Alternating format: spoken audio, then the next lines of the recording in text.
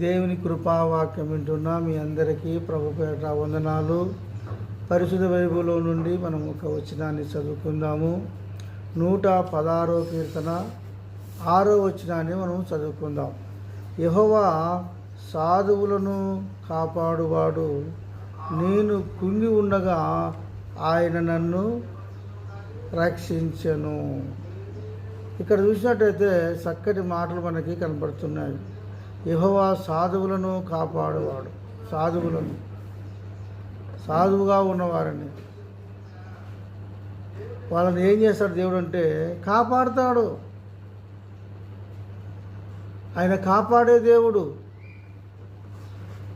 ఆయన రక్షించే దేవుడు, స్వస్థతపరిచే దేవుడు. మొదటి మాట మనం జ్ఞాపకం చేసుకున్నట్టయితే యెహోవా సాధువులను కాపాడువాడు. రెండో మాట మనం జ్ఞాపకం చేసుకున్నట్టయితే నేను కుంగి ఉండగా ఆయనను రక్షించను. కుంగిన వారిని, కుంగిపోయి ఉండగా, నేను కుంగి ఉండగా,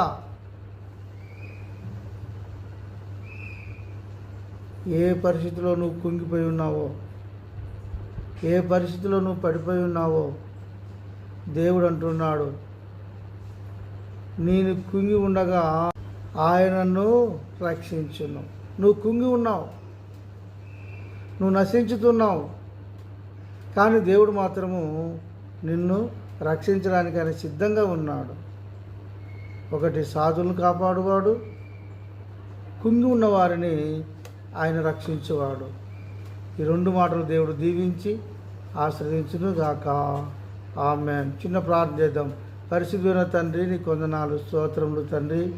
ఈ వాక్యం వింటున్న బిడ్డలను దీవించండి, వాళ్ళ పిల్లలు దీవించండి, వాళ్ళ కుటుంబాన్ని దీవించండి. చేస్తున్న వ్యాపారాలను, చేస్తున్న డ్యూటీను, వెళుతున్న ప్రయాణాలను మీరు దీవించమని, వాళ్ళ కుటుంబంలో నూతనమైన కార్యములు మీరు జరిగించమని, ప్రభా వాళ్ళని కూడా తండ్రి కాపాడమని, రక్షించమని యేసు నామములో ప్రార్థిస్తున్నాం తండ్రి. ఆమేన్.